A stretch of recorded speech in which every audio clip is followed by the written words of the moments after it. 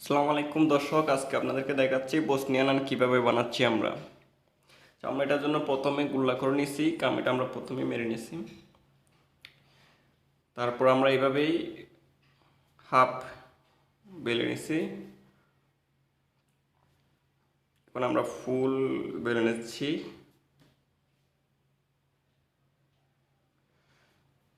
অয়েলে ছেড়ে দিচ্ছি, এখন আমরা অয়েলের মধ্যে এটা ফ্রাই করে নিচ্ছি। দেখুন কত সুন্দর করে ফুটবলের মতো হয়ে গেল, কীভাবে ফুলে গেল দেখেন। তো দেখতে পাচ্ছেন কত সুন্দর বসনিয়ান নান আমাদের হয়ে গেল। আমরা এটা বারবিকিউর সাথে